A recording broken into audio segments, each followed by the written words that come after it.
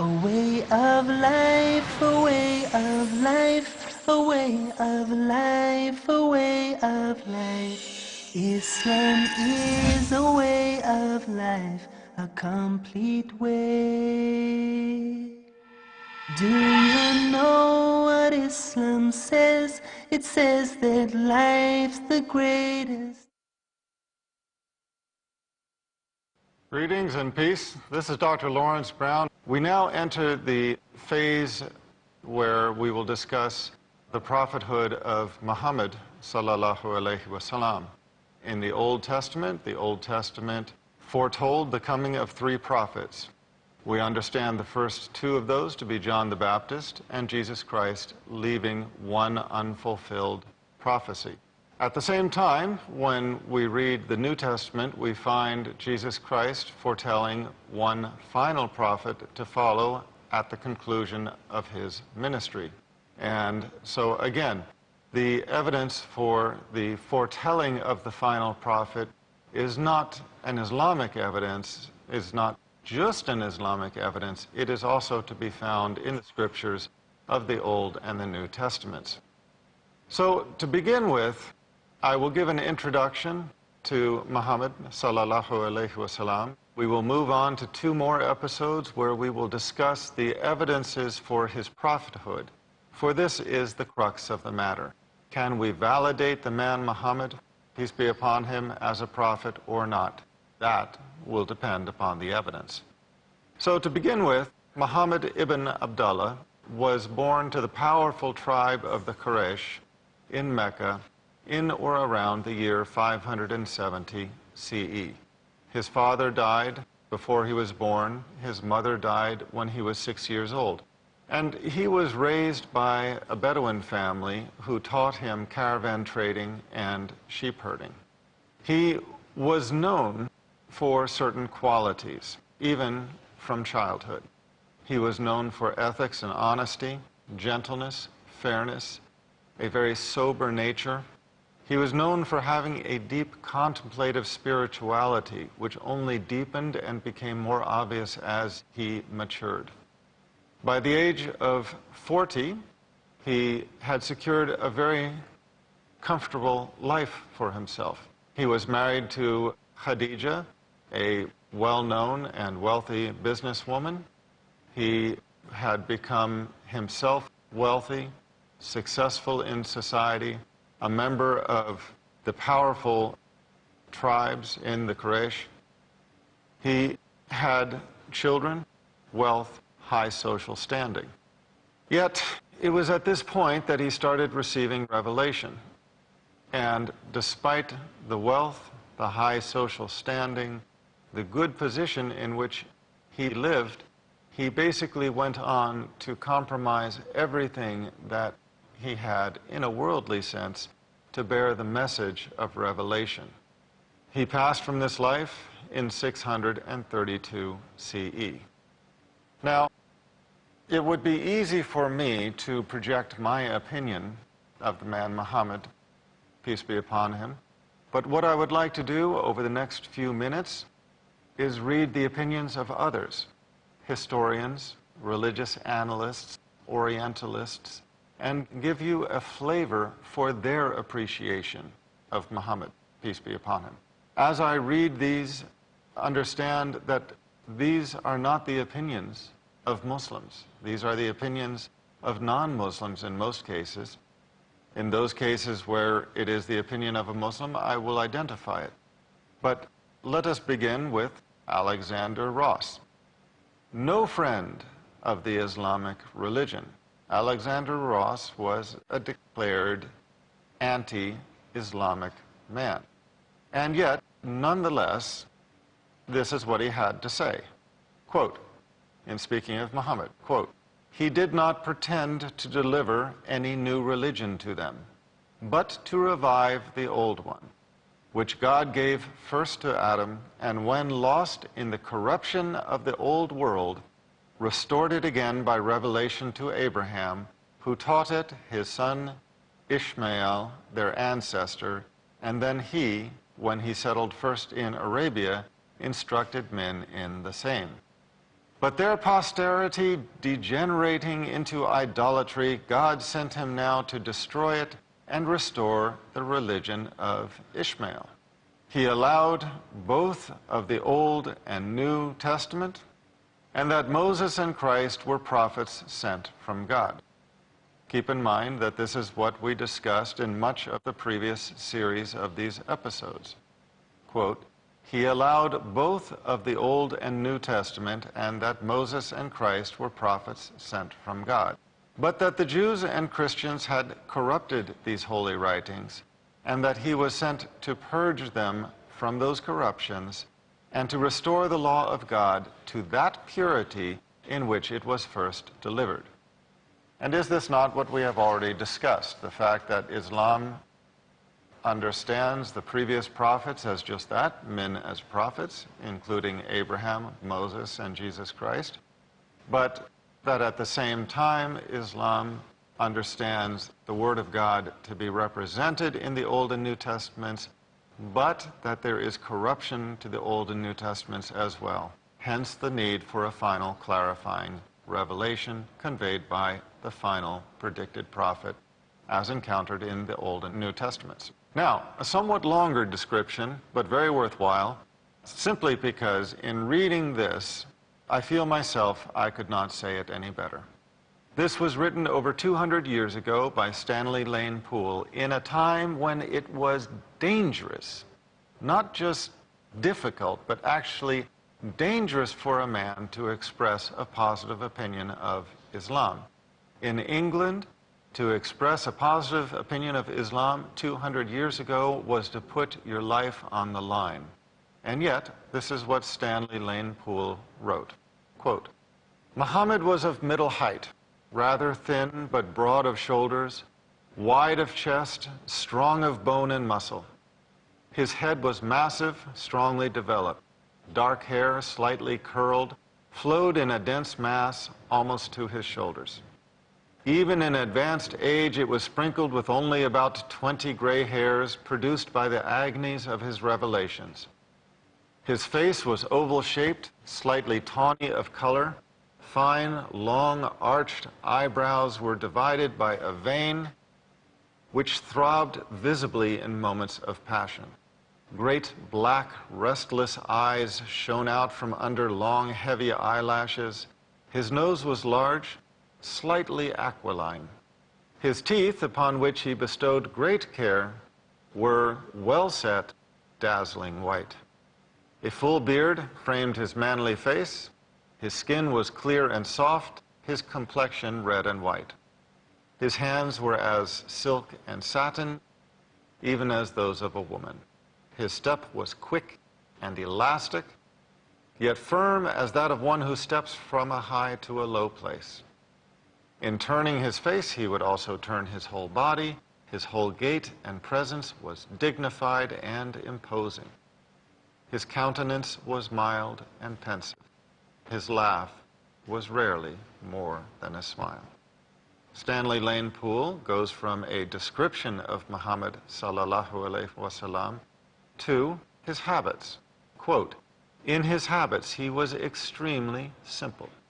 Though he bestowed great care on his person, his eating and drinking, his dress and his furniture retained, even when he had reached the fullness of power, their almost primitive nature.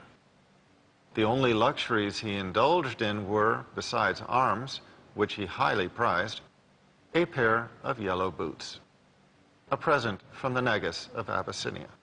Perfumes, however, he loved passionately, being most sensitive to smells. Strong drink he abhorred. He was gifted with mighty powers of imagination, elevation of mind, delicacy and refinement of feeling. He is more modest than a virgin behind her curtain, it was said of him. He was most indulgent to his inferiors and would never allow his awkward little page to be scolded whatever he did. 10 years, said Anas, his servant, was I about the prophet, and he never said as much as uff to me. He was very affectionate towards his family, One of his boys died on his breast in the smoky house of the nurse, a blacksmith's wife. He was very fond of children. He would stop them in the streets and pat their heads. He never struck anyone in his life. The worst expression he ever made use of in conversation was, "What has come to him? May his forehead be darkened with mud." When asked to curse someone, he replied, "I have not been sent to curse, but to be a mercy to mankind." He visited the sick, followed any funeral bier he met, accepted the invitation of a slave to dinner, mended his own clothes, milked the goats, and waited upon himself. Related summarily another tradition, he goes on, he never first withheld his hand out of another man's palm, and turned not before the other had turned. He was the most faithful protector of those he protected, the sweetest and most agreeable in conversation. Those who saw him were immediately, suddenly filled with reverence. Those who came near him loved him. Those who described him would say, "I have never seen his like, either before or after." He was of great taciturnity. But when he spoke, it was with emphasis and deliberation, and no one could ever forget what he said. After that beautiful description, it's time to take a quick break. Please stay with us. We'll be right back. Is a way of life, a complete way. Welcome back. This is Dr. Laurence Brown, and we are continuing this episode, painting a word profile of the Prophet Muhammad, peace be upon him. I will continue with another opinion, not from one of his friends, but from one of his enemies.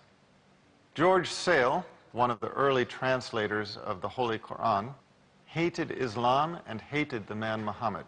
And yet, this is what he had to say about him. Quote, "For however criminal Muhammad may have been in imposing a false religion on mankind," now, is there any doubt that this man hates Muhammad and Islam? We learn the vehemence of his hatred from his words, and yet see how he continues. "The praises to his real virtues ought not to be denied him, nor can I do otherwise than applaud the candor of the pious and learned Spanhemius, who, though he owned him to have been a wicked impostor." Now, these are his enemies, the worst of his enemies, and yet, they say, "yet acknowledged him to have been richly furnished with natural endowments, beautiful in his person, of a subtle wit, agreeable behavior, showing liberality to the poor, courtesy to everyone, fortitude against his enemies, and above all, a high reverence for the name of God. Severe against the perjured, adulterers, murderers, slanderers, covetous, false witnesses, etc., a great preacher of patience, charity, mercy, beneficence, gratitude, honoring of parents and superiors, and a frequent celebrator of the divine praises." And these are the words of his enemy. So we see in this a true picture of Muhammad sallallahu alaihi wasallam, in that if your enemies speak well of you, how can there be any bad to you? In a hadith in which Ali ibn Abi Talib, the cousin of the Prophet sallallahu alaihi wasallam, gave a description that is well respected. Quote, "He was not vulgar, nor did he condone vulgarity. And he was not one to shout in the marketplace. He did not reward evil with evil, rather he would forgive and overlook. He never in his life struck anything with his hand except when he was fighting in the name of Allah. He never struck a servant nor a woman, and I never saw him take revenge for an injustice dealt him, except if the prohibitions of Allah were transgressed. For if the prohibitions of Allah were transgressed, he was among the strongest of them in anger. He was never given a choice between two matters, but he chose the simplest of the two. If he entered into his home, he was a man like any other, cleaning his own garment, milking his own goat, and serving himself. He was continually smiling, gentle in manners, soft in nature. He was not severe, hard-hearted, loud, abusive, or miserly. He would disregard that which he disliked, and no one ever despaired of him. He never responded to disparagement or evil words. He forbade himself three things: argument, arrogance, and that which did not concern him.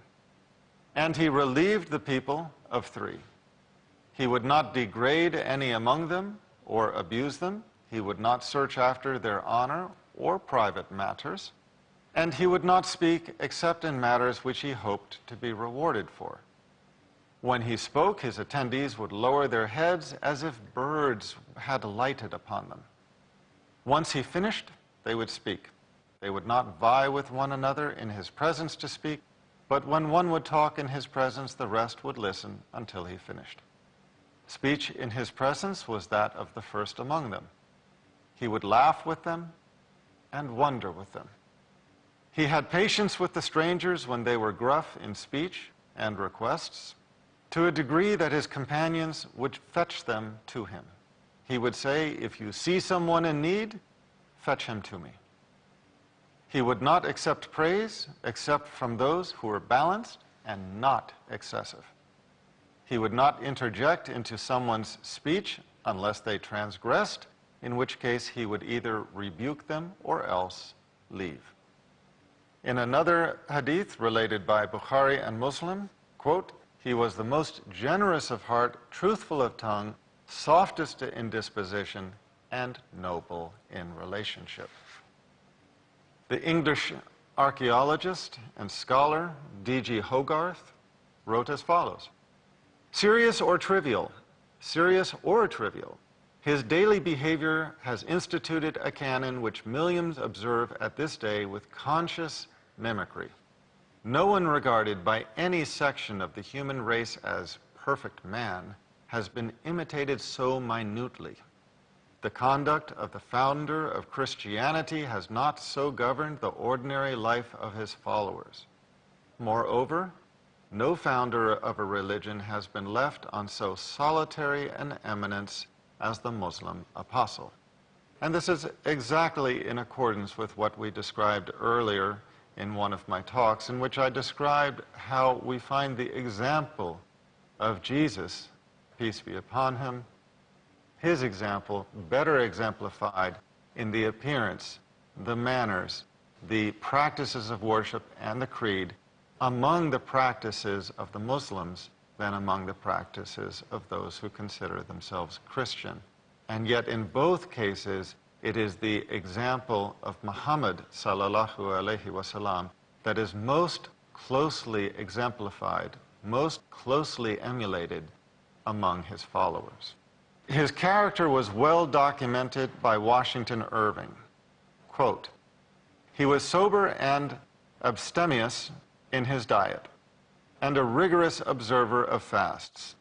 He indulged in no magnificence of apparel, the ostentation of a petty mind.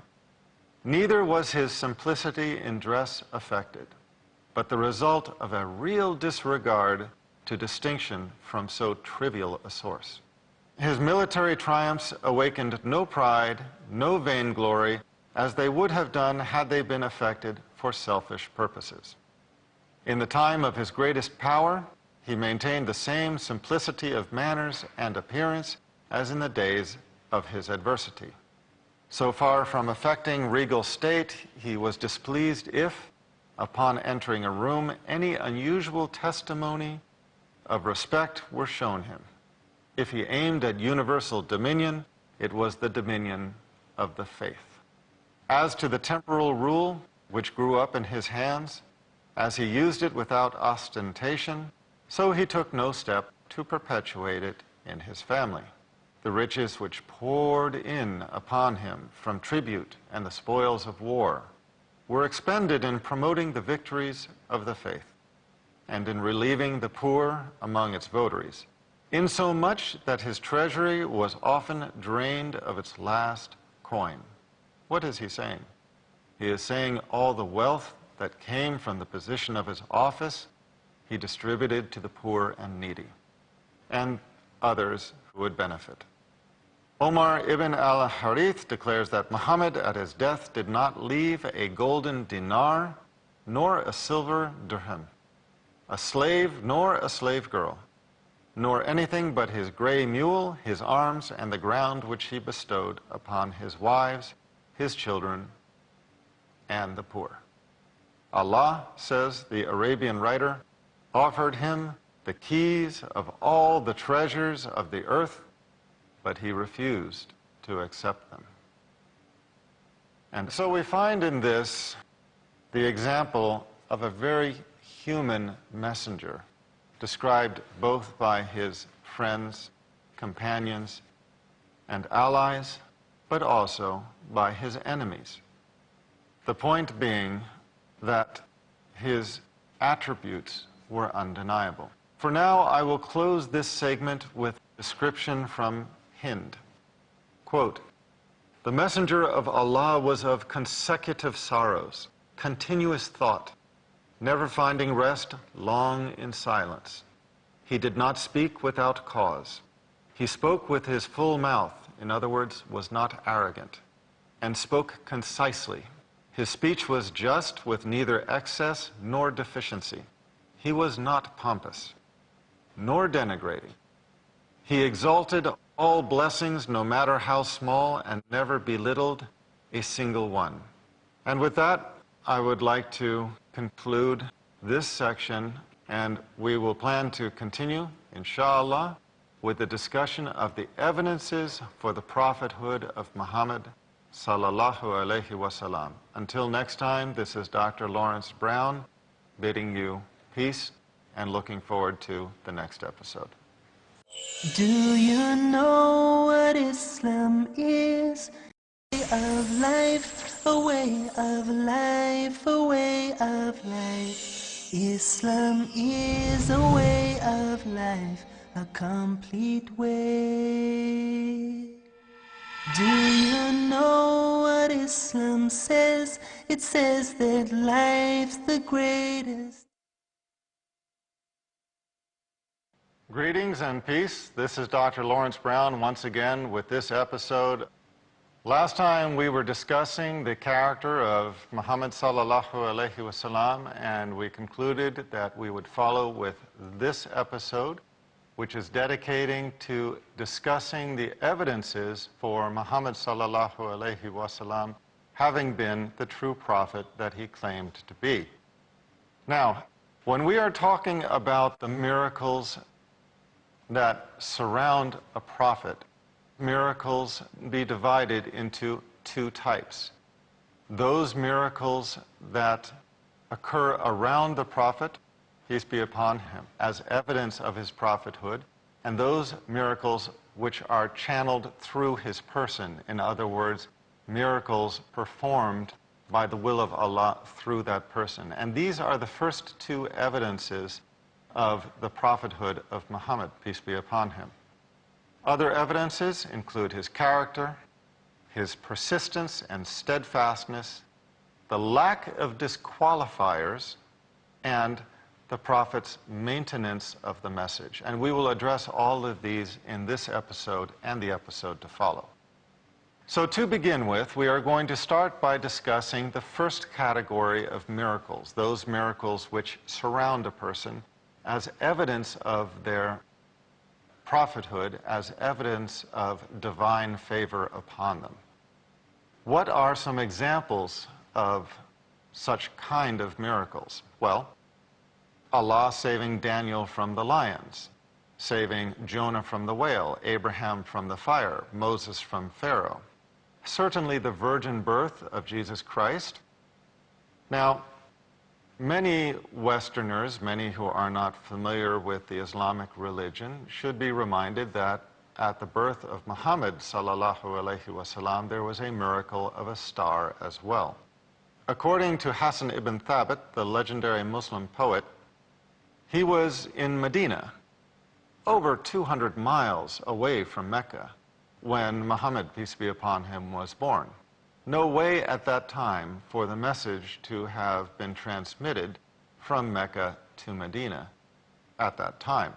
And yet, on the day that Muhammad sallallahu alaihi wasallam was born, he heard a Jew screaming at the top of his voice, quote, "O my Jewish community, tonight the star of Ahmed," meaning the foretold prophet Muhammad, "in which he was born upon, has arisen." When you look at the later life of Muhammad sallallahu alaihi wasallam, we find miracles such as the fact that there were multiple attempts upon his life. Now, you have to forgive me for skipping a lot. This subject has books written upon it, and it cannot be covered in one discussion. So I am jumping from his birth to his adulthood. When Muhammad sallallahu alaihi wasallam was bearing the message of revelation, there were those who hated him and wished death upon him. In one case, an unbeliever accosted him with the sword of the Prophet, which he had snatched while the Prophet sallallahu alaihi wasallam was sleeping. And when he threatened him with the sword and said, "Who will save you now?" the Prophet sallallahu alaihi wasallam replied, "Allah." At that moment, the disbeliever's hand became paralyzed, and he could not hold the sword, and he dropped it. In another relation, Abu Jahl declared his intention to crush Muhammad's head while he was praying in prostration. He picked up a boulder and advanced towards him while he was praying, intending to crush his head. He was repelled by the vision of a vicious camel, which nobody else could see, and retreated, declaring the vision of this vicious camel that to everybody else's eyes was not there. Similarly, Abu Lahab's wife once went with a handful of stones to stone the Prophet. And she found his companion, Abu Bakr, sitting, and she asked him about the whereabouts of Muhammad sallallahu alaihi wasallam, intending to go and stone him. Well, in fact, Muhammad sallallahu alaihi wasallam was sitting immediately beside Abu Bakr. They were sitting next to one another. But whereas she could see Abu Bakr, Allah blinded her eyes to Muhammad sallallahu alaihi wasallam. Intending to go and stone him, she could not see him, she could not find him. In other traditions, Muhammad sallallahu alaihi wasallam was informed either by miracle or by the angel of revelation, Gabriel, of plots to kill him by poison, by pushing him off a mountainside, and by crushing him with a boulder dropped from a height. In all cases, the plots were true. Muhammad sallallahu alaihi wasallam was able to avoid them and, by so doing, remain alive. What is interesting about these stories is two things. One is there was never a false alarm. In a time when Muhammad sallallahu alaihi wasallam had every reason to believe that everybody was out to kill him, for in fact many were, he did not declare any false plots upon his life. The only times that he identified a plot against his life was when there actually was one. The other thing that is interesting about this scenario is that despite all of these attempts upon his life, when a true prophet or anybody in public position whose life is threatened has every reason to begin to get a little bit paranoid, Muhammad sallallahu alaihi wasallam, he released his bodyguards. Now, why would anybody do something like this? Something we would conceive to be almost crazy. People are trying to kill you. They've made multiple attempts, and you release your bodyguards? Who in their right mind would do this, if not a prophet? For he received revelation stating, quote, "Allah will defend you from men who mean mischief." So he understood this as a promise from Allah to protect him and released his bodyguards upon the strength of this promise. When Muhammad sallallahu alaihi wasallam planned the emigration from Mecca to Medina, a crowd, a mob of assassins surrounded his home. The intention was that they would kill him together, en masse, so that no one person would be blamed with the murder, but the blame would be distributed among all of the tribes. What did he do? He supplicated to Allah, he recited Quran, he walked out of his house, and he walked through their midst, and not a single person saw him.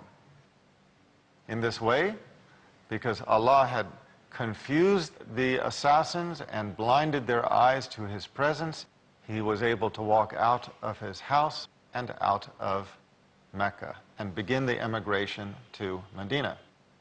And en route to Medina, they were chased by all of Quraysh, who had been offered a reward for their return. Suraqah ibn Malik, one of the famed warriors, hungry for this reward, came upon them with his horse and charged at them. But as he approached, the horse stumbled and fell and threw him. He cast lots or cast arrows, as was the habit of the pagan Arabs of that time, and he found the signs were not positive. But he was still so hungry for the reward, he got back on his horse, tried to charge again, the horse tripped again and threw him. He was a renowned horseman. For him to have been thrown by the horse was something very, very unusual, but it happened not only twice, he did it again, and he was thrown a third time.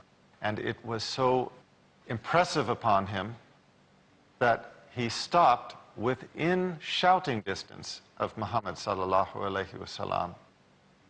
And Muhammad sallallahu alaihi wasallam promised Suraqah ibn Malik that if he would turn back from his pursuit, one day he would wear the crown and the bracelets of the emperor of Persia. And on that note, we will take a quick break. Stay with us. Complete. Welcome back. This is Dr. Laurence Brown continuing this episode where we are discussing the signs suggestive of the prophethood of Muhammad sallallahu alaihi wasallam. I left off discussing how Muhammad sallallahu alaihi wasallam was accosted by Suraqah ibn Malik on his emigration from Mecca to Medina. They were chased by all of Quraysh, who had been offered a reward for their return. Suraqah ibn Malik, one of the famed warriors, hungry for this reward, came upon them with his horse and charged at them. But as he approached, the horse stumbled and fell and threw him. He cast lots or cast arrows, as was the habit of the pagan Arabs of that time, and he found the signs were not positive. But he was still so hungry for the reward, he got back on his horse, tried to charge again, the horse tripped again and threw him. He was a renowned horseman. For him to have been thrown by the horse was something very, very unusual, but it happened not only twice, he did it again, and he was thrown a third time. And it was so impressive upon him that he stopped within shouting distance of Muhammad sallallahu alaihi wasallam. And Muhammad sallallahu alaihi wasallam promised Suraqah ibn Malik that if he would turn back from his pursuit, one day he would wear the crown and the bracelets of the emperor of Persia. Now, we have to remember, for anybody but a prophet, this would have been a wild prophecy, a wild foretelling. Persia was one of the great world powers of the time. Persia was on the brink of being the major power of the time throughout the world. And Muhammad sallallahu alaihi wasallam and his small band of followers are emigrating, escaping persecution from the Quraysh, running to Medina for a place where they could live as a small band, to promise that somehow in the future Suraqa ibn Malik would be able to wear the crown and the bracelets of the emperor of Persia was not just a bold promise. For anybody but a prophet, it would have been considered insane. And yet this is exactly how it happened. Suraqa ibn Malik, although a disbeliever, like the other enemies of Muhammad sallallahu alaihi wasallam, knew him for his exemplary character. They could not deny his character, although they did deny the revelation. And even the enemies of Muhammad sallallahu alaihi wasallam knew him as a Sadiq al-Amin, the truthful, the trustworthy. And so based upon these words from Muhammad sallallahu alaihi wasallam, as crazy they might have sounded coming from anybody else, Suraqa ibn Malik turned around and went away, returned to Mecca. And sure enough, many years later, after Muhammad sallallahu alaihi wasallam had passed from his worldly existence, the Muslims did defeat the major world power of Persia, and Suraqa ibn Malik did wear the crown and the bracelets of the Chosroes, the emperor of Persia. And so this most unlikely prophecy came true. Another powerful evidence for the prophethood of Muhammad, peace be upon him. At the Battle of Badr, the Muslims were outnumbered 4-1. The Quraysh had a cavalry. The Muslims did not. The Quraysh had mail and armor, basically, to protect their bodies. The Muslims did not. The Quraysh not only outnumbered them, but had strength in weapons and strength in their own protection in the form of this mail. All the same, Muhammad sallallahu alaihi wasallam, when he saw their army at a distance, he took a handful of earth and threw it at them, saying, "Confusion seized their faces." Immediately, a storm, a desert storm, stirred up, causing confusion in the ranks of the enemy.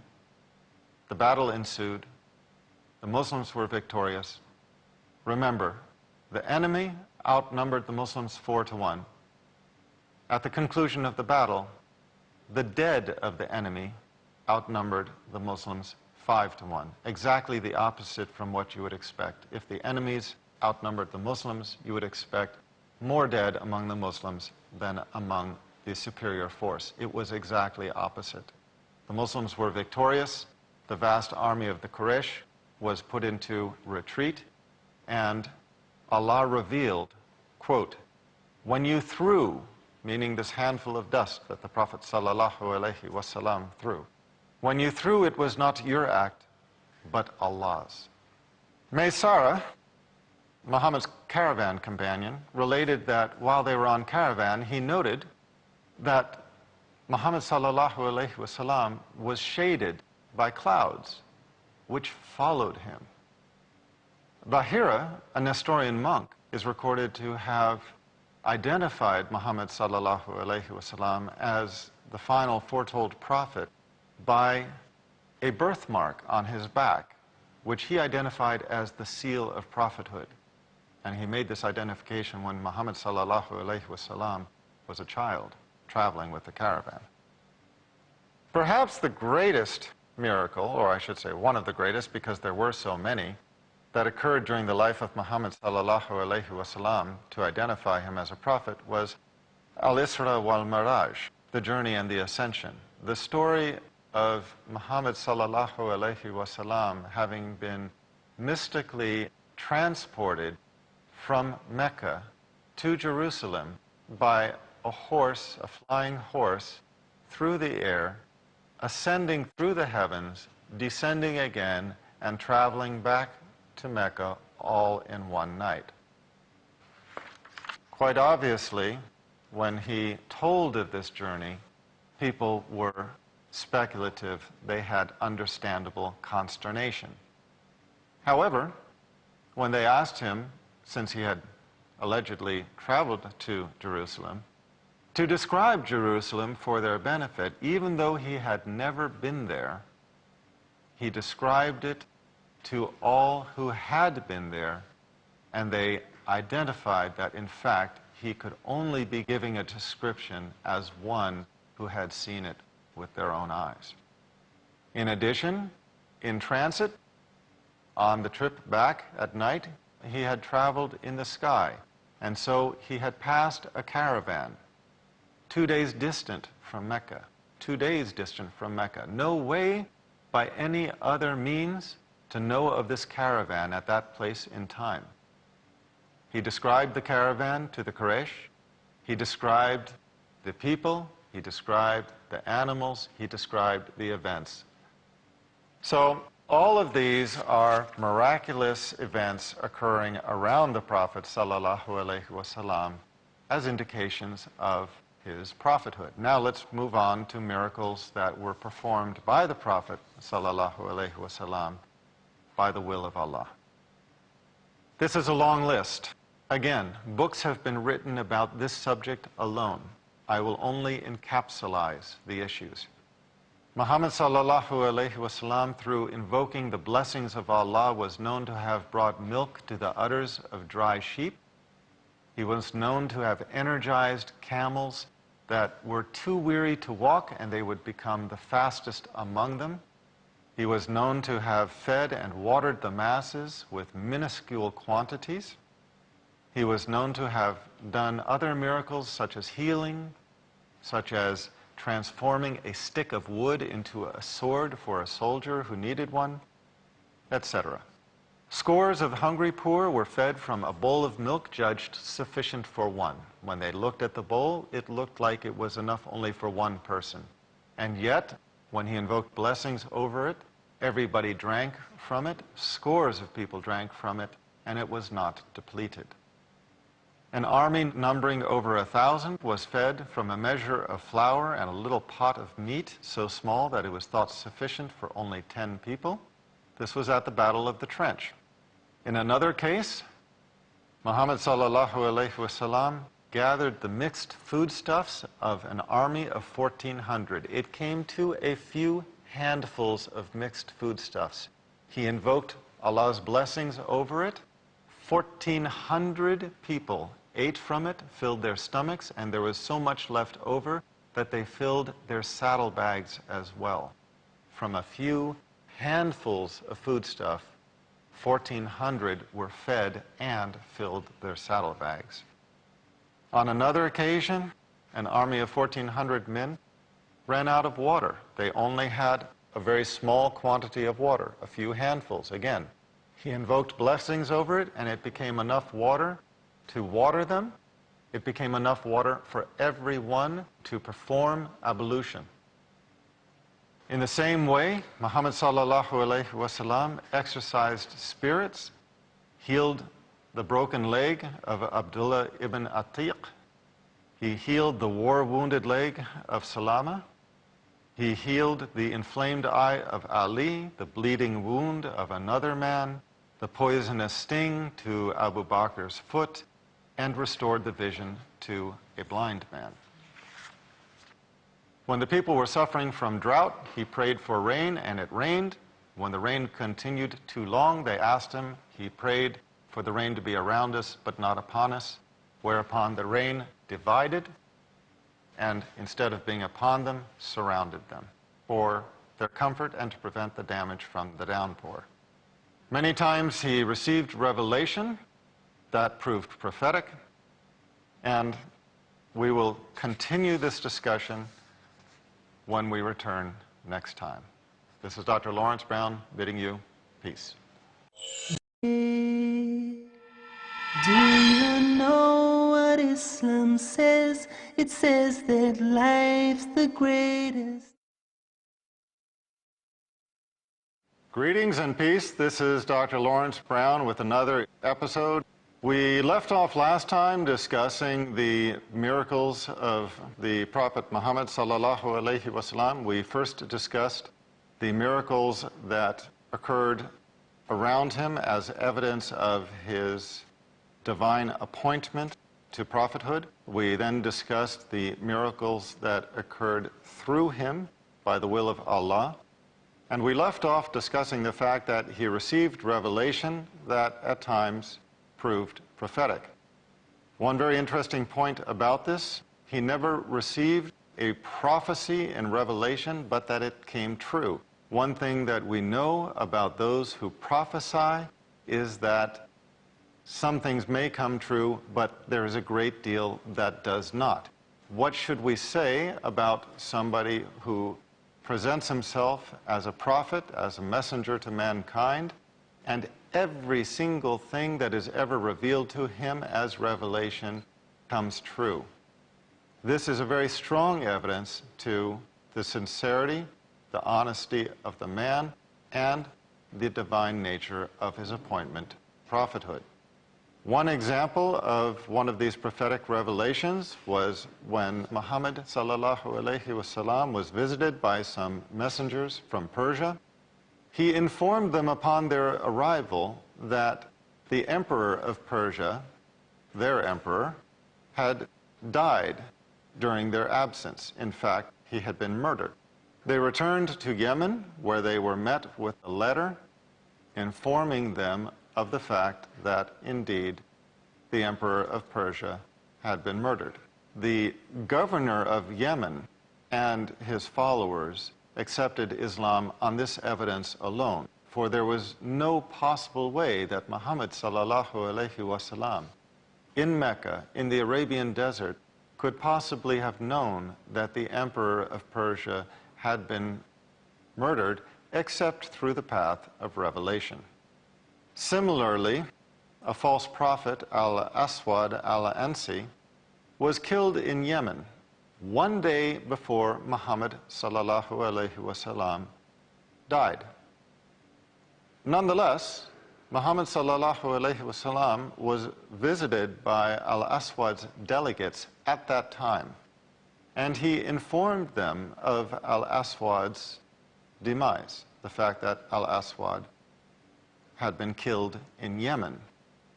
And again, there was no possible way this information could have reached him. Remember that at this time, information was transmitted by trading caravans. It took weeks or months to travel from one place to another. And yet, Al-Aswad was killed one day before Muhammad sallallahu alaihi wasallam died. He informed Al-Aswad's delegates, and when they returned, they found out that the information was true.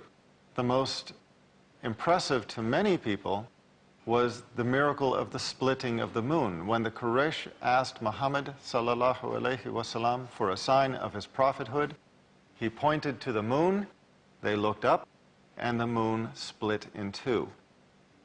Well, it's a powerful story. Of course, it's a relatively undeniable sign. As the Red Sea, as Allah could divide the Red Sea for Moses, the tradition is that he divided the moon for Muhammad sallallahu alaihi wasallam. So these are a few of the many, many miracles which occurred around the Prophet sallallahu alaihi wasallam, or were conducted by him by the will of Allah. Now let's move on to another category by which we can provide evidence for the prophethood of Muhammad sallallahu alaihi wasallam, and that is an analysis of his character. If we close our eyes and think about Abraham, Ishmael, Isaac, what do you see? Probably not very much. We do not have much in biblical scripture to inform us about these prophets. And yet, we know them for what they were. But we do not know a great deal about them. When we hear stories about certain of the prophets, many of these stories do not jibe with our expectations.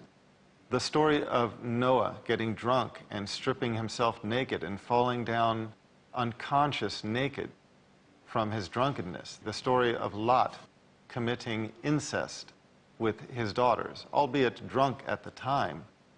The story of Jesus cursing the fig tree, degrading the Gentiles, and rebuking his mother. The story of Judah committing fornication. The story of David committing murder out of his lust for Bathsheba, arranging for her husband to be sent to his death. These stories do not jibe with our expectations of what a prophet would be like. So when we ask ourselves questions like, well, what was Abraham like? It is a little disconcerting that we cannot form a strong opinion because we do not have enough information to know what they looked like, how they acted, what they did, what they even taught in many cases. And yet, we find in the example of Muhammad sallallahu alaihi wasallam traditions and historical descriptors that make him clear in all of these aspects. In particular, his piety is well described by both his followers and his enemies. Let me read a description from the New International Encyclopedia. Quote, "The essential sincerity of his," referring to Muhammad, "of his nature cannot be questioned.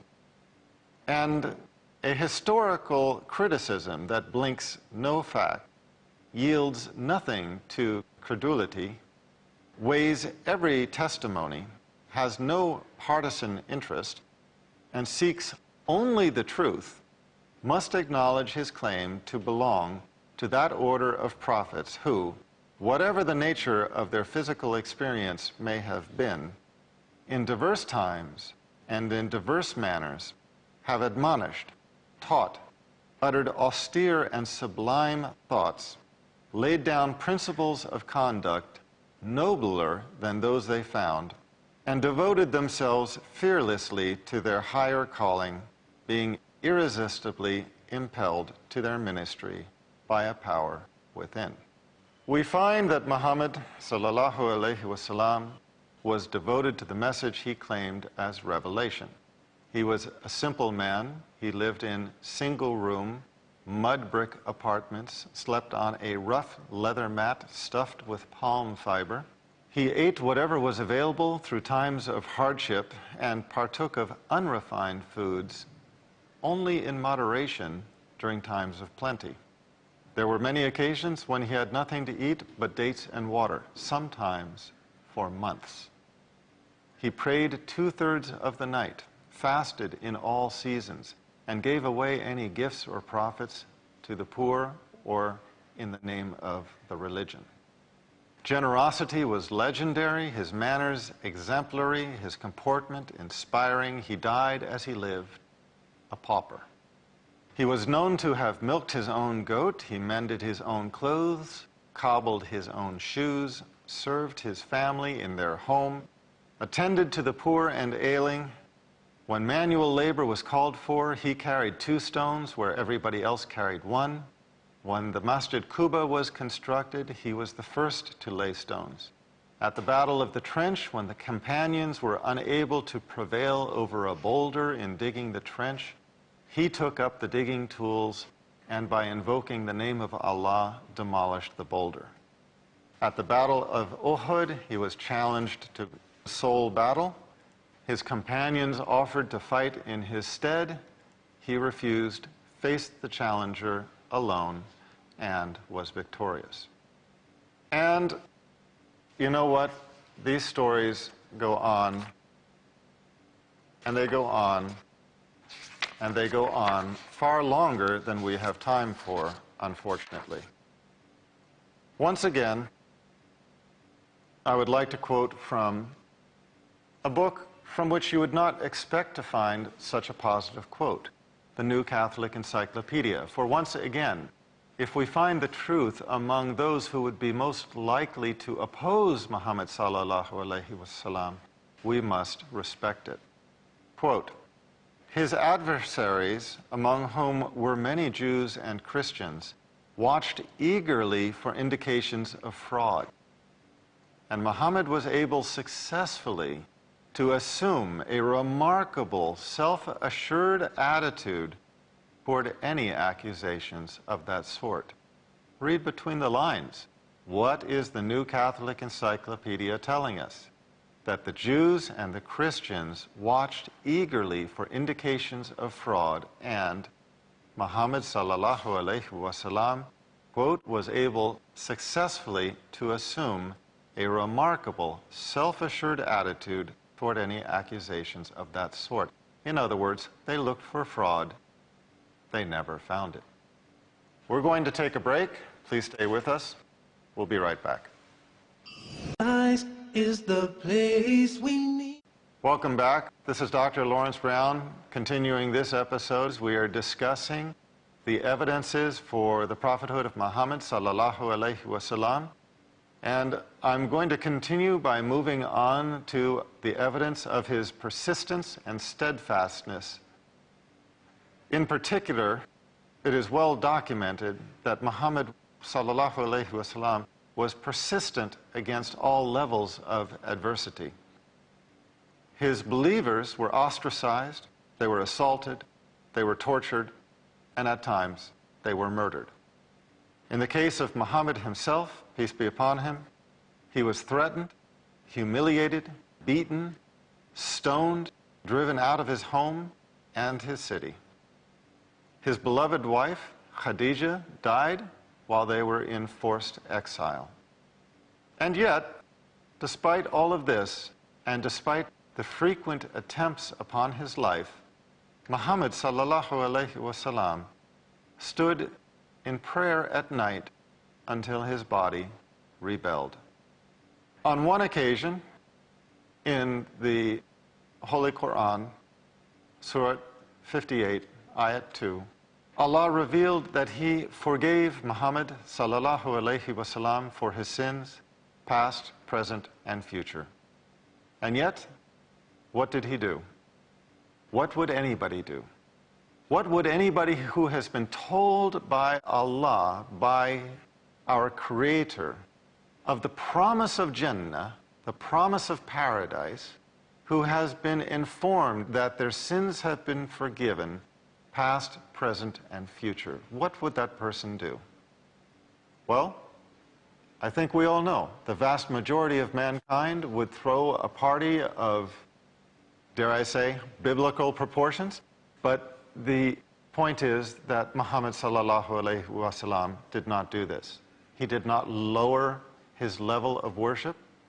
In fact, he continued his level of worship as it was, to the point where one of his wives asked him, "Hasn't God forgiven you that which is before you and that which is behind you?"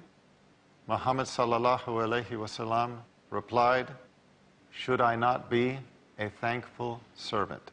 Should these not be the words of a prophet?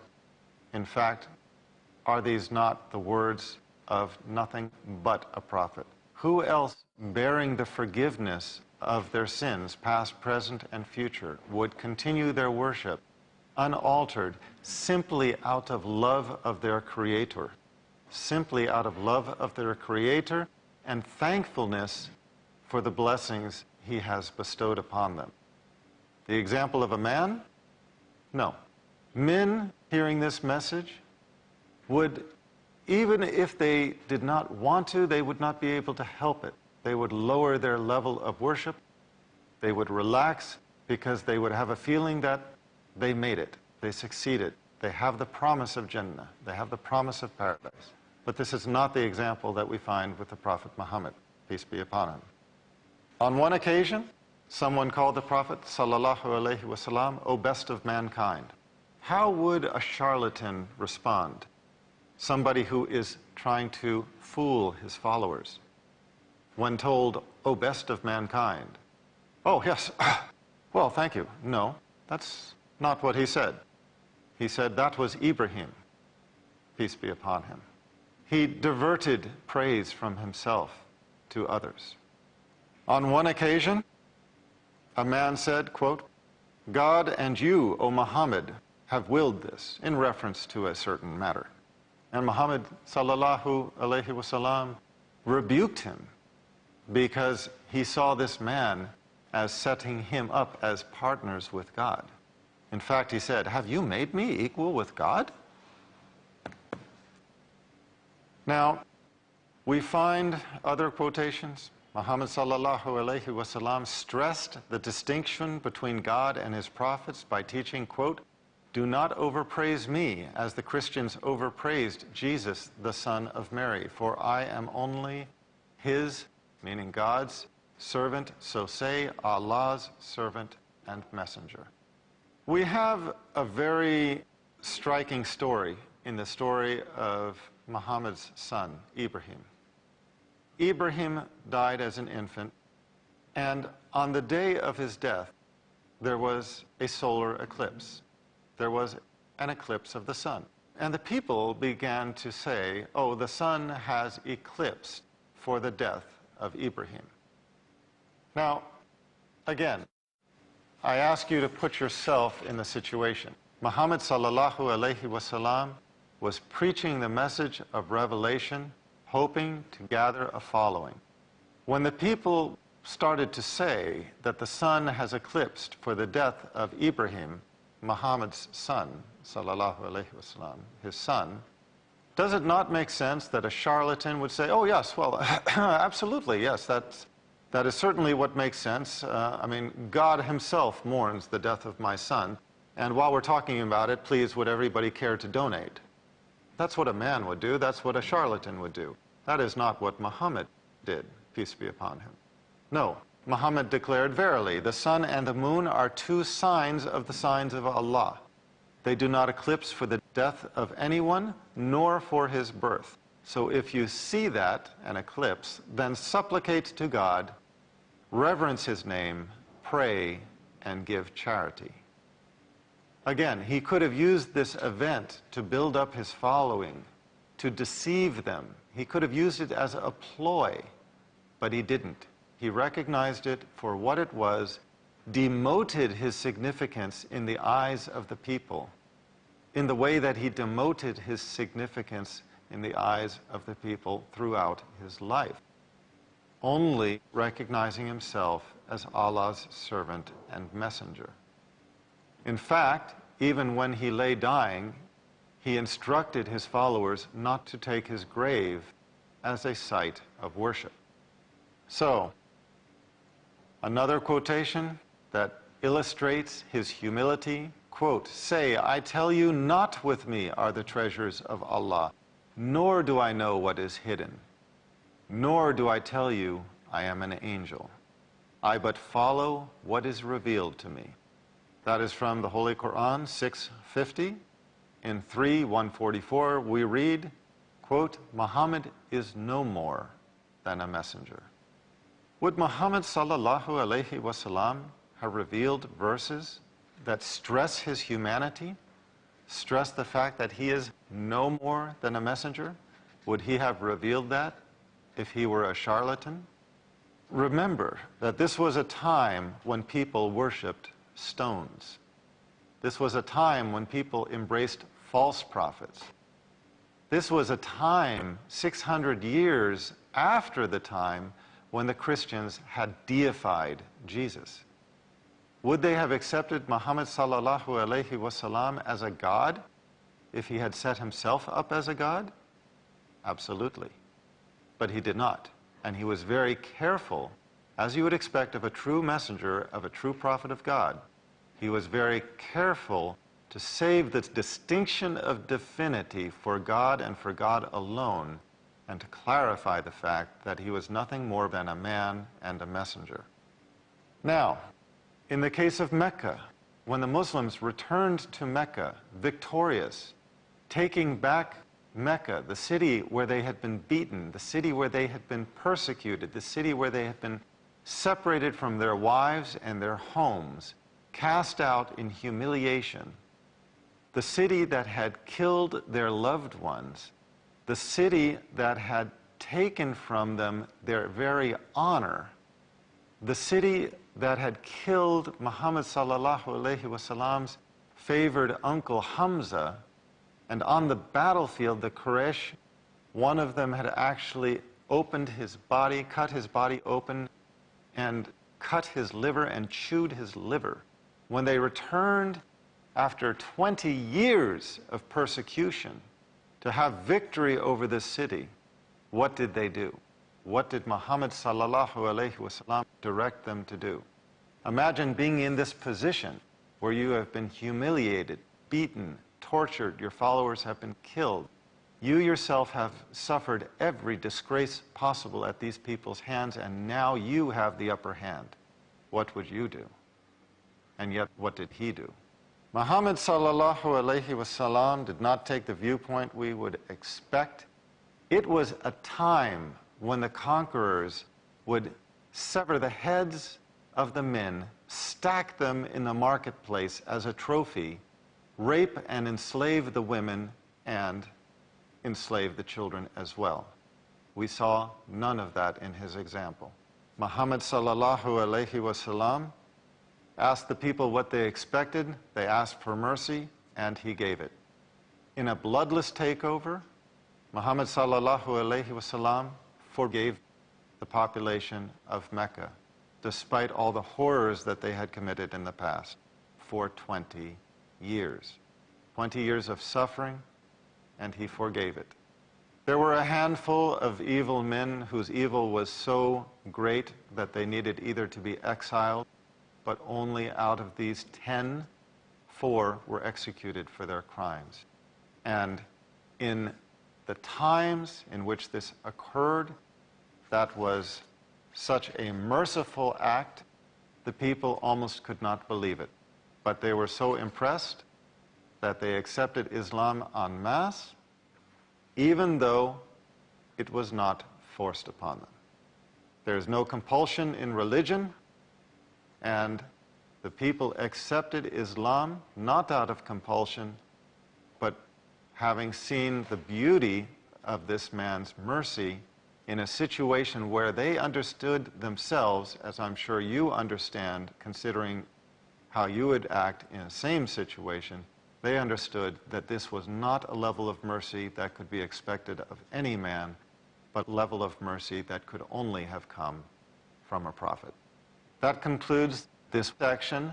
We will return next time to discuss this exact point, the evidences of Muhammad's prophethood, sallallahu alaihi wasallam. And I am Laurence Brown, bidding you peace until next time. Peace. I feel the peace. Do you know what Islam says? It says that life's the greatest. Greetings, this is Dr. Laurence Brown coming to you with another episode. We have been discussing the evidences for the prophethood of Muhammad sallallahu alaihi wasallam. And we left off discussing the example of his persistence and steadfastness in the face of adversity, and that is where I intend to continue this talk today. So, perhaps the greatest example of Muhammad sallallahu alaihi wasallam, his steadfastness against adversity, was that during the time of persecution, when he was suffering the loss of his wealth, the loss of his social status, and humiliation, which for any Arab is worse than any wound. At this time, the Quraysh came together and conveyed an offer to him to give up his preaching. The offer was as follows, quote, "If you, O Muhammad, are doing all this with a view to getting wealth, we will join together to give you greater riches than any Qurayshite has possessed. If ambition moves you, we will make you our chief. If you desire kingship, we will readily offer you that. If you are under the power of an evil spirit which seems to haunt and dominate you so that you cannot shake off its yoke, then we shall call in skillful physicians to cure you." Now, what have they just offered him? They have offered him the greatest wealth of any Qurayshite. They have offered him the position of chief among them and the position of king, which are different positions, the chief being the one who actually orders affairs. Of course, kingship in that time might have meant something different, but the fact of the matter was that in their minds there was a difference between the two, and they were both desirable. I mean, they were both as high as you can get, basically. And yet, what did Muhammad sallallahu alaihi wasallam say? When the offer was conveyed to him through his uncle, Abu Talib, what did he say to his uncle? He said, quote, "O my uncle, by Allah, if they put the sun in my right hand and the moon in my left hand on condition that I abandon this course until Allah makes me victorious or I perish therein, I would not abandon it." He is recognizing that he might perish upon this course. He is being offered the greatest riches and the greatest social position and the greatest power within his community, and knowing that he might perish upon the path of bearing his message, he says that he would not take it, even if they offered him the sun in his right hand and the moon in his left. The example of a human being or the example of a prophet? Well, of course, he was both a human being and a prophet, but I think everybody gets the point. If we examine a man's claim to prophethood, we have to look at the other possibility, namely that he was not a prophet. But if not a prophet, what could Muhammad sallallahu alaihi wasallam possibly have been doing this for? What could he possibly have hoped for? He has just been offered everything: wealth, power, social status, to be chief, to be king. He has just been offered everything, and he refuses it. Even though at this time he is being beaten, he is being humiliated, his life is threatened, he has fallen from wealth, he has fallen from social status, he is a social outcast, and yet he can rise from this low position that he's been beaten down into to the highest positions in the society in terms of wealth and power, and he refuses. Why? To bear his message. Is that not a powerful evidence for the prophethood of Muhammad sallallahu alaihi wasallam? At a time when anybody else would be conceiving a list of dreamed paybacks, he devotes himself to one thing: the conveyance of the message of prophethood. Similarly, when he did return to Mecca victorious, establish the religion within Mecca, and establish himself as the prophet of Allah among the people, what did he do? He has returned to the city of his persecution. He has returned the victorious prophet. At a time when any charlatan would be dreaming up, as I said before, a list of paybacks and start designing revelation to say, give the prophet this, give the prophet that, what did he do? He revealed revelation saying, quote, "This day have I perfected your religion for you, completed my favor upon you, and have chosen for you Islam as your religion." This was a revelation signifying completion. We find another revelation at this time, quote, "Celebrate the praises of your Lord and pray for his forgiveness." Again, at a time when any charlatan would be tailoring revelation according to their desires, Muhammad sallallahu alaihi wasallam revealed verses that signaled completion of the revelation, bade him and his followers to celebrate the praises of your Lord and pray for his forgiveness, and did not lower himself to his worldly desires. What was the final revelation in the Holy Quran during this time? The last verse revealed, counseled Muhammad, quote, "And fear the day when you shall be brought back to Allah. Then shall every soul be paid what it earned, and none shall be dealt with unjustly." From the Holy Quran 2:281. Where other conquerors bask in self-veneration and die from the poisons of their excesses, Muhammad sallallahu alaihi wasallam transmitted a series of verses which bade him to glorify the Creator and seek his forgiveness. The exact opposite of what you would expect from a charlatan, but precisely what you would expect from a prophet of Allah. He avoided the whim of self-glorification, the satiation of long unsatisfied, suppressed lusts, and the satisfaction of a thirst for revenge, and instead devoted himself to the religion that he was committed to transmitting. In the words of Washington Irving, quote, "Even in his own dying hour, when there could be no longer a worldly motive for deceit, he, Muhammad sallallahu alaihi wasallam, still breathed the same religious devotion and the same belief in his apostolic mission." With that, let's move on to the next evidence for the prophethood of Muhammad sallallahu alaihi wasallam, and that evidence is the category of lack of disqualifiers. We have discussed all of the things that point to Muhammad sallallahu alaihi wasallam having been a true prophet of Allah. Now let's discuss the sort of things that would have disqualified him from prophethood, which we would expect to find in a human example, but significantly which we do not find in the example of Muhammad sallallahu alaihi wasallam.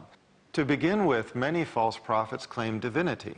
They manipulate revelation for their own desires and for personal gain. They show signs of unreliability at some point. Maybe lying, maybe mental instability, or maybe we simply find out something about them at some point in their life which is not appropriate, not consonant with a man being a prophet. We do not find any of these in the example of Muhammad sallallahu alaihi wasallam. To begin with, some charge that Muhammad sallallahu alaihi wasallam was a voluptuary, that the purpose of his claim to prophethood was his love of women, and that the revelation granted him the permission to have multiple wives. Well, it's a very vain argument. To begin with, if that were the case, never had a man in all the history of mankind suffered so greatly for something he could have had in any case. Before Islam, the Arabs lived in a period of Jahiliyyah, identified by historians as the period of ignorance. They could have any number of wives, any number of concubines, any number of slave girls, any number of prostitutes. They could be free with their desires to an almost limitless capacity, because this is what was socially accepted. And yet, Muhammad sallallahu alaihi wasallam married when he was 25, a chaste man up until that point, and remained married to Khadija, never betraying the lusts of ordinary men during the period of his youth, when those lusts are most commonly expressed. And this was in a society where he could have expressed those lusts and not been thought less for them, but rather been thought more for them, because the man who had many concubines, many slave girls, many prostitutes, and so on, was actually looked up to and not looked down upon. And yet he set the example of chastity, both before marriage and during. With that thought, we're going to take a break. Please stay with us. We'll be right back. Paradise. Dr. Laurence Brown continuing this episode where we are discussing the evidences for the prophethood of Muhammad sallallahu alaihi wasallam. I will continue where I left off. A lot of people reject the message of Islam because they don't like the message itself. It's not a matter of not liking the messenger, but not liking the message. One of the things that we find in the example of Muhammad sallallahu alaihi wasallam and the revelation that he revealed is that it is anything but a man's religion. Many object on the basis of saying, oh, this is a man's religion. You can marry as many as 4 wives. You can basically do the things that men like to do. This religion gives you that power. I'm really wondering, where have they studied Islam? Again, we are talking in this section on the lack of disqualifiers, basically the things that we would expect to find in a charlatan but do not find in the example of Muhammad sallallahu alaihi wasallam. In the society in which Muhammad sallallahu alaihi wasallam lived, gambling was rampant, drunkenness was a normal social activity, licentiousness was, looked up to rather than down upon. People feasted with abandon. Laziness was an attribute of the higher class, etc. The qualities that people like are the same qualities that the revelation either forbade or curtailed. Gambling was forbidden. Alcohol became forbidden. Women could no longer be misused as they had been misused as prostitutes, but rather they had to be given their rights and respected in marriage.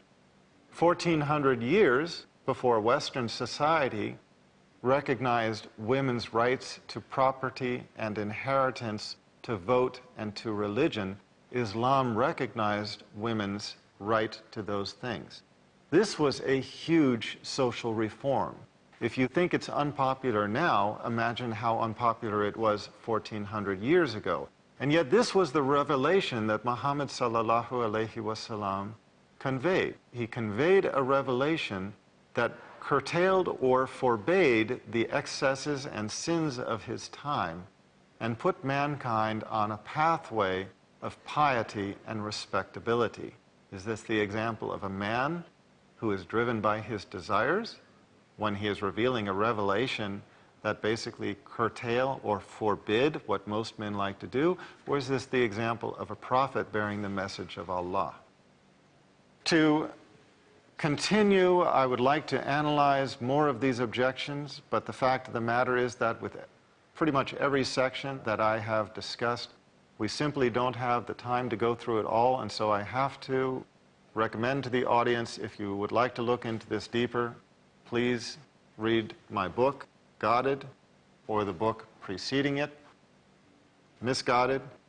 For this section, I am quoting from Guided, and both of these books can be found on my website, leveltruth.com, leveltruth.com, but unfortunately, given the constraints of time, I have to flip forward a little bit. As I mentioned earlier, one of the objections was that there is a passage in the Holy Quran, 48:2, which states that Allah forgave Muhammad sallallahu alaihi wasallam for his sins.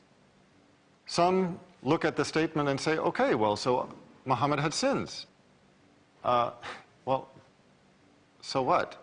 First of all, they were minor, and they were extremely few, maybe in the category of misjudgments, but isn't this, again, the quality of a human being?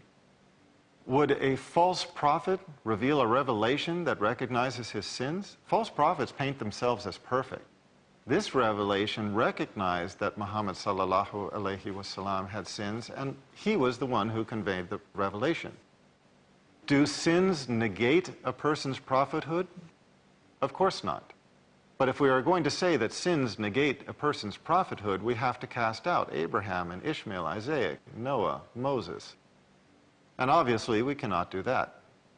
So the possibility, or the recognition, I should say, that Muhammad sallallahu alaihi wasallam had sins is something you would expect of a prophet. Why? Because he's conveying a revelation, and he has to convey it as it is revealed. He might receive a verse like this that he would like to hide because it acknowledges his sins, but as a prophet, he is duty-bound to add it to the revelation.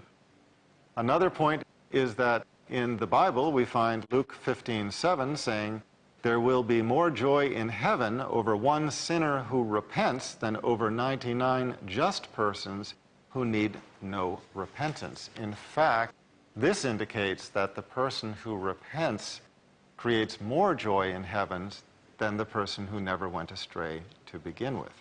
We find that in the principles of the Jewish faith, that Moses was conceived the greatest of the prophets. In Christianity, Jesus Christ was elevated to the level of divinity. Muhammad sallallahu alaihi wasallam could just as easily made such claims, and yet he consistently denied divinity and attributed it for himself, his humanity and his prophethood. Instead, he transmitted a revelation that proclaimed as follows: we believe in Allah and the revelation given to us, and to Abraham, Ishmael, Isaac, Jacob, and the tribes, and that given to Moses and Jesus, and that given to all prophets from their Lord. We make no difference between one and another of them, and we bow to Allah in Islam. So, if we are to pursue the consideration of this subject, we have to remember that Muhammad's example was one of temperance. He was not a voluptuary. He was not seeking the pleasure of women. Had he been so, number one, he could have had these things without the revelation, because that was the social standard of his time. Number two, he was offered the wealth of the Quraysh, their kingship and their chieftainship. So he could have elevated himself to that position simply by receiving their offer. However, he denied it for the sake of transmitting his message of revelation. Yes, he had multiple marriages. Are they an example of licentiousness? No. Let us remember that he married for practical reasons. Through his marriages, he cemented intertribal ties, he sheltered orphaned widows and divorcees, and he demonstrated Islamic marital limits. He did not do what you would expect a leader to do. He did not handpick the choicest maidens of the realm and assemble a harem of the most beautiful women of his time. No. Only one of his wives, Aisha, was a virgin. The remainder were either divorced or older or a combination thereof. Maymuna was 51 years old when he married her, but she was young enough to be Salama's child, because Muhammad sallallahu alaihi wasallam married Salama. Zaynab was divorced from a freed slave, which was a social stigma that was almost unthinkable of at the time, and yet Muhammad sallallahu alaihi wasallam married her.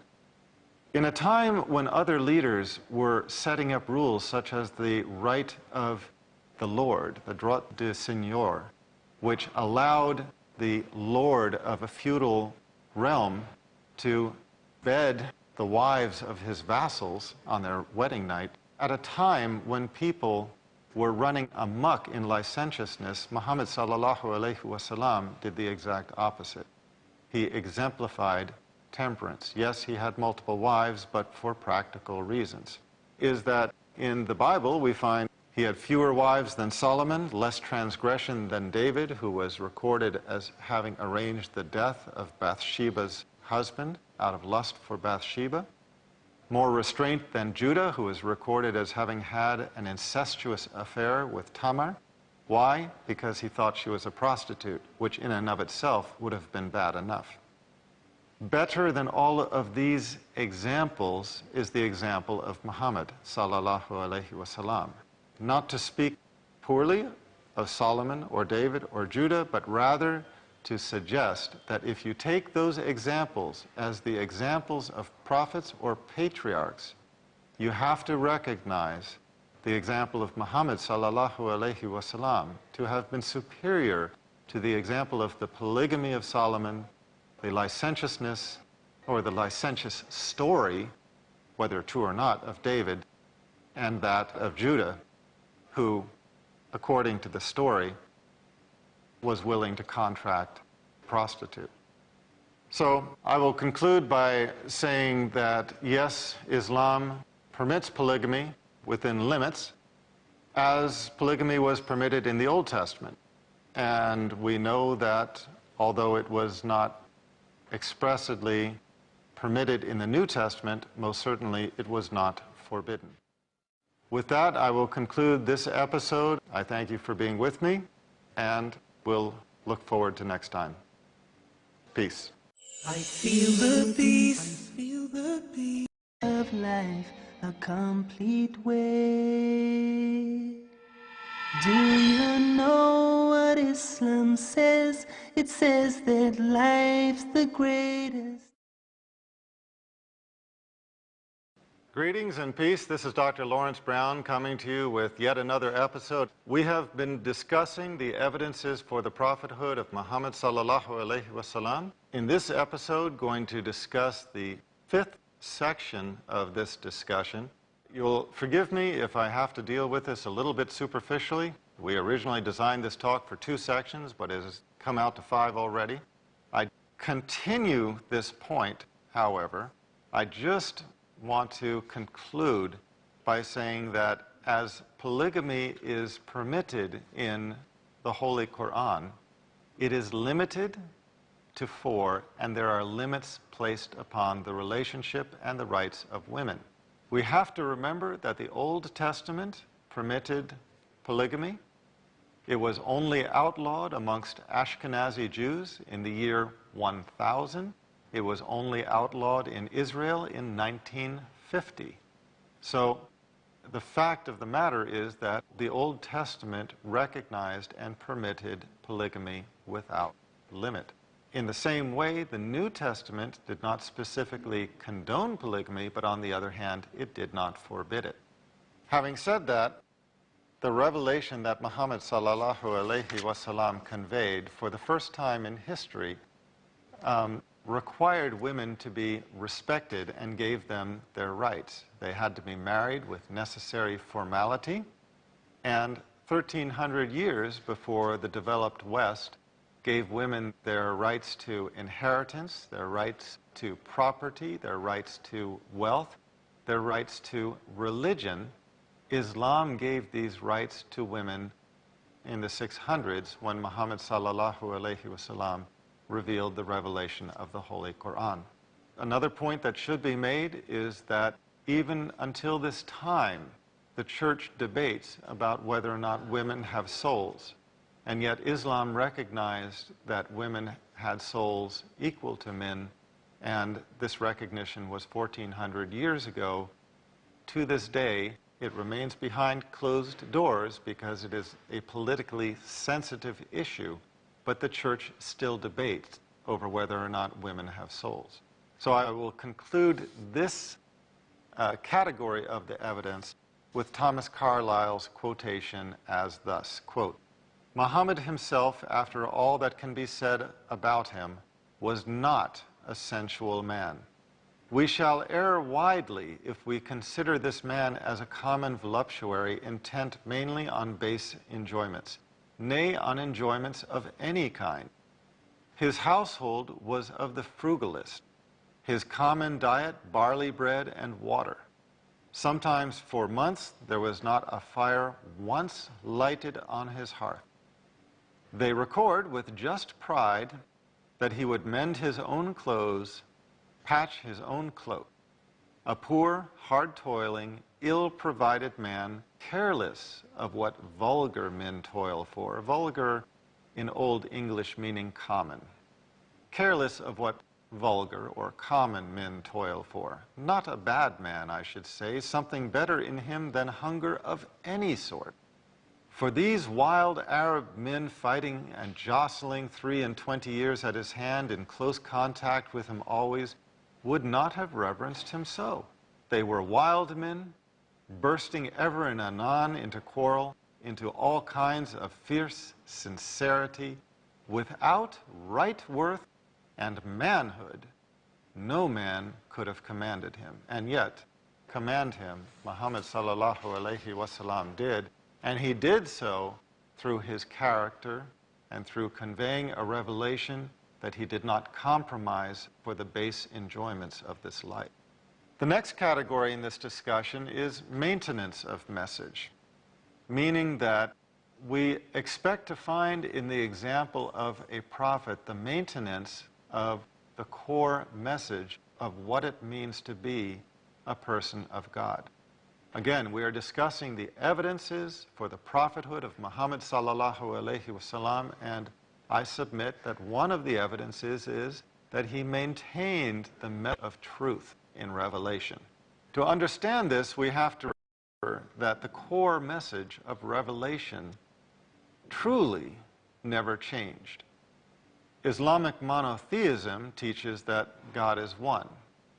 We find, if we step back, we find in the Old Testament, we find the first commandment is to recognize the unity of God. We find in the New Testament that Jesus Christ is asked 3 places about the greatest commandment, and he states, "Know, O Israel, the Lord thy God, the Lord is one." The Trinity is not based on the teachings of Jesus Christ. The Trinity was a derived doctrine, derived from extra-biblical sources, and attributed to the foundational teachings of Paul and Pauline theologians. The teaching of the prophet Jesus was the teaching of Tawhid, of the oneness of God. We find in 3 places in the Bible he spoke of the oneness of God and never spoke of the Trinity. Charges which you can find again explained in far greater detail either in earlier sessions of these talks or in my book, Misguided. So, the essential creed, in other words, never changed. The laws taught by Moses and Jesus were transmitted with little variation. Little variation? That's a concerning phrase, isn't it? Little variation means that there were some changes, and indeed there were. In the time of Moses and Jesus, alcohol may have been permitted, and in the Islamic religion it was forbidden. And there were other changes as well, few and albeit small, but significant changes, such as the abolition of the Sabbath. However, we have to consider whether this makes sense in the scheme of Revelation. Because in fact, we find the example of abrogation, the example in which God changed his laws according to time and circumstance. For example, God initially permitted the sons and daughters of Adam to marry. It was a necessity. The human race sprung from their ancestry. But this, of course, was later recognized as incest, and when the human race had developed to a stage at which it did not need to be incestuous in order to propagate the race, it was forbidden. We find that at one time a man could marry 2 sisters, but later this was forbidden. We find in one of the fastest reversals of Revelation that Abraham was commanded to sacrifice his son, but then relieved of the duty. So abrogation is not something that occurred just in the Holy Quran or just in the New Testament or just in the Old Testament. In fact, according to the human condition, Allah adjusted the laws as needed. In the case of alcohol, the Islamic understanding is that mankind was not ready in its earlier stages to accept the prohibition on alcohol, that this would have been too difficult upon them, that they would not have been able to maintain the commandment. It was not until later that the commandment could be given because the people could actually live by that commandment. Hence, that commandment was delayed until the Islamic revelation. Similarly, in the other examples that I mentioned, you can understand the sense for having delayed those prohibitions until the stages of revelation at which they were appropriate. Now, it is odd to hear objections from the Christian quarter in this regard. Why? Well, because Jesus Christ is recorded in Matthew as having stated that he did not come to destroy the prophets or the law, but to fulfill. And he went on to say that not one jot, not one tittle shall change from the law until all be fulfilled. He went on to clarify till heaven and earth shall pass, etc., etc. The Christian claim is that the law is canceled by the concept of justification by faith. So we have Christians claiming that they cannot accept the fact that Islamic law abrogates some of their laws, but on the other hand, the Christians abrogated the entire Mosaic law with their concept of justification by faith. And we'll take a break right now and come back to that thought in just a few minutes. Please stay with us. Islam is... Welcome back. This is Dr. Laurence Brown continuing this episode where we are discussing the evidences for the prophethood of Muhammad sallallahu alaihi wasallam. I left off discussing the fact that Christians may claim that they have a problem understanding how the laws of the Holy Quran abrogate some of their laws. For example, alcohol is permitted in the New Testament. Alcohol is forbidden in the Holy Quran. And I was just saying this is a very bizarre claim to come from their perspective, because the Christian religion has taken the Old Testament law and canceled it on the premise of justification by faith, saying that you can be forgiven of all things if you just believe in the atoning sacrifice of Jesus Christ. Whereas Jesus Christ taught Old Testament law, he was known for this as Rabbi Jesus. He was an Orthodox Jew. That was the code he lived by. That was the law he professed in multiple passages in the New Testament. The fact is that Jews have abrogated not part of Old Testament law, but all of it. And yet, they have a problem with the Holy Quran abrogating the law regarding alcohol. It's a very disingenuous claim.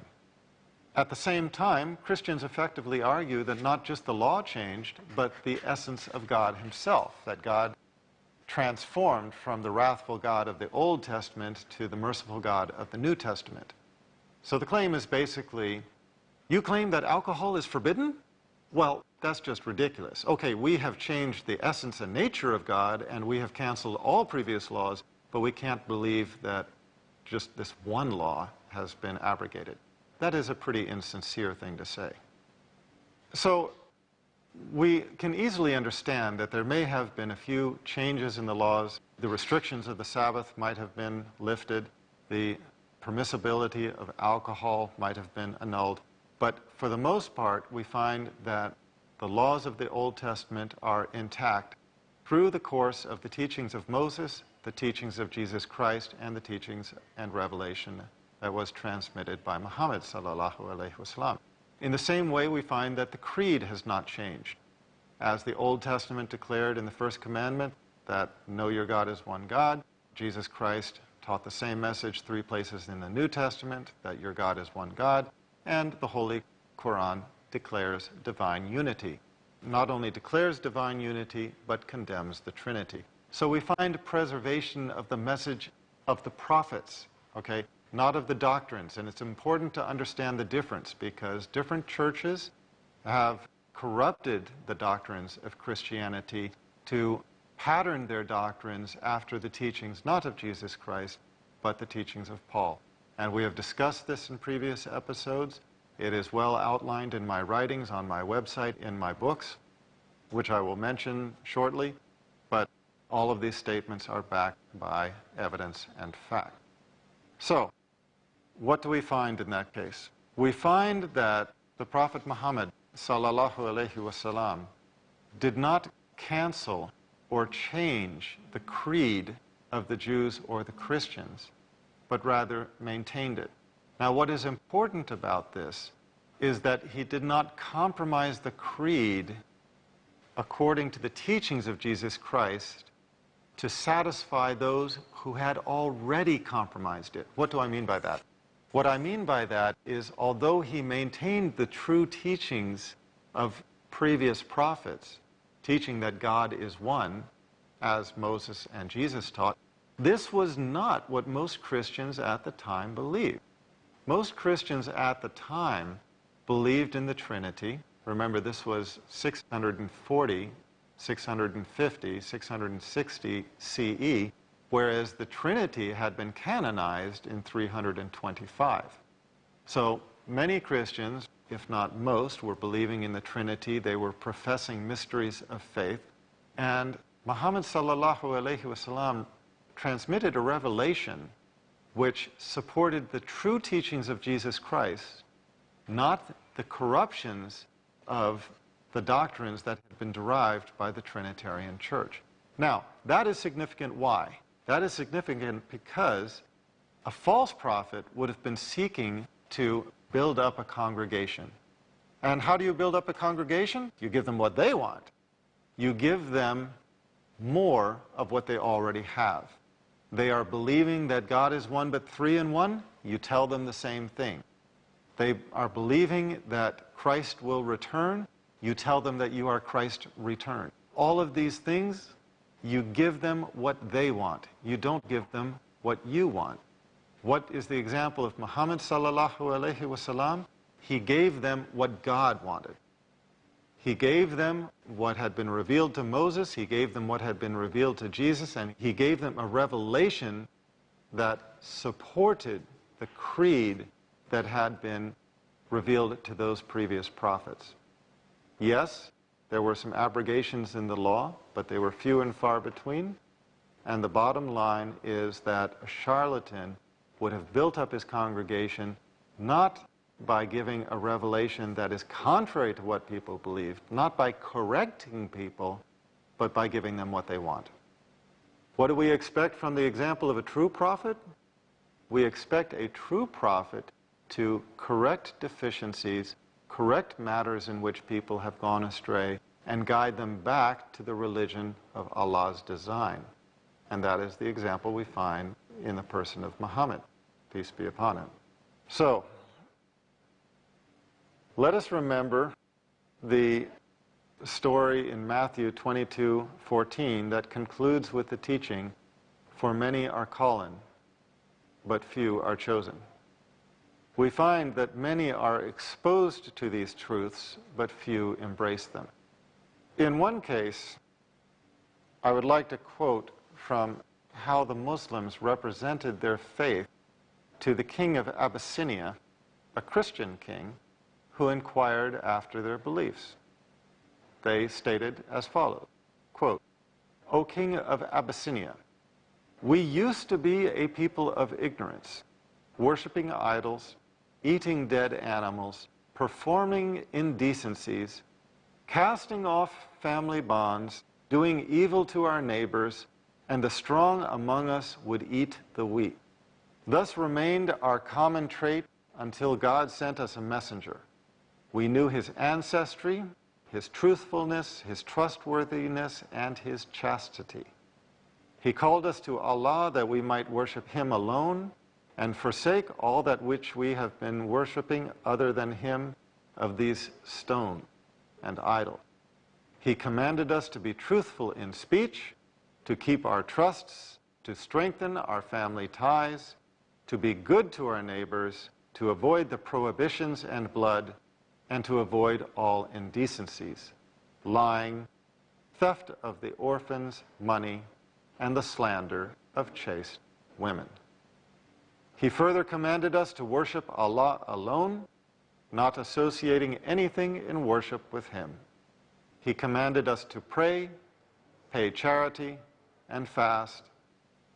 So we believed in him, accepted his message, and followed him in that which he received from Allah, worshiping Allah alone, not associating any partners with him, refraining from all prohibitions and accepting all that which was made permissible for us." Well, the Christian king of Abyssinia, upon hearing the statement, declared what? Did he declare, "Gee, we never heard that message before"? No. He declared that this was the message of the prophet Jesus Christ, recognizing that Muhammad's revelation and example, sallallahu alaihi wasallam, maintained the true message of Allah, the true message of God.